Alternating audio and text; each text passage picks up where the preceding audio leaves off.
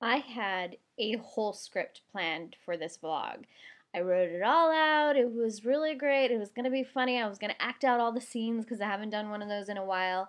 And then I didn't. I'm really sorry. I suck. This is 10% luck, 20% skill, 15% concentrated power of will, 5% pleasure, 50% pain, and 100% reason to remember the name. This week on the Rebels, we're talking about the trends that we foresee coming in the YA literary world. I think that in order to understand where we're going, we have to take a look at where we are now or where we've been. And recently, we're seeing a lot of dystopians. We're seeing a lot of fantasy, sci-fi, and even dark contemporary. So what I think is that the stories are getting darker and darker. We're seeing even a lot of contemporaries have really dark themes. Not to say that those shouldn't exist. I'm just talking about where I see things are. A lot of stories about just dark themes. A lot of death and a lot of agony or depression or just really sad things. What I think we're going to see coming up in YA Lit is a lot more books that have lighter themes. I think that people tend to, once they reach a saturation point of something, they get fed up with it and they go the opposite direction. Imagine the disco times when everybody burned their albums. You just get fed up on something, even if it's a really good thing. It's like eating too much chocolate cake. Suddenly you don't want any more chocolate cake. So I think that people are going to get a little fed up with dark stories and they're going to want something a little bit lighter. I think a good example of that, and by lighter I do not mean lesser quality or lesser kind of content.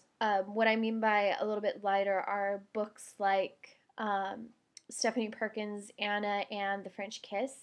I think when that came along, it was such a breath of fresh air that people hadn't read a lot of books like that, and it was so exciting to see something like that, that it was kind of a rom-com but with a lot of heart to it and really good characterization and a really good story, but at the end of the day it is a romance and it had a little bit of a lighter theme to it. And I think that's what we're going to see people wanting more and more, are more of those lighter stories, comedies, romances.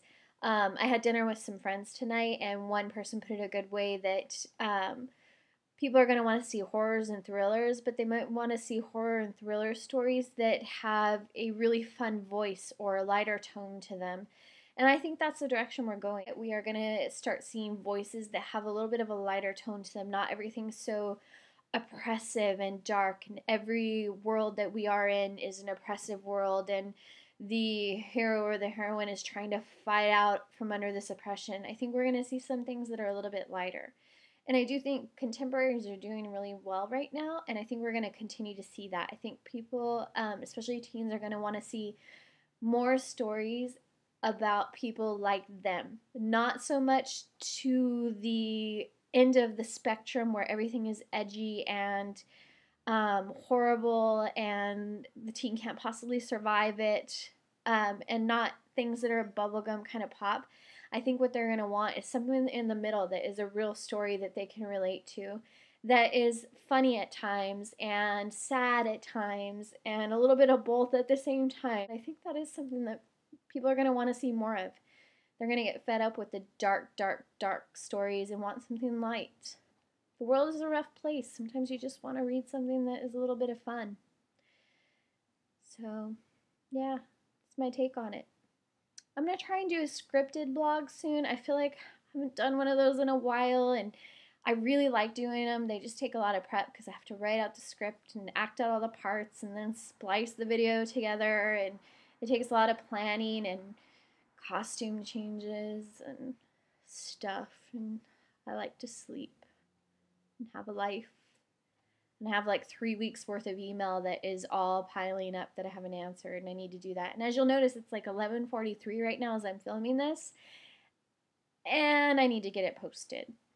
So yeah, that's it for me. Bye guys, see you next week, hopefully with a scripted vlog.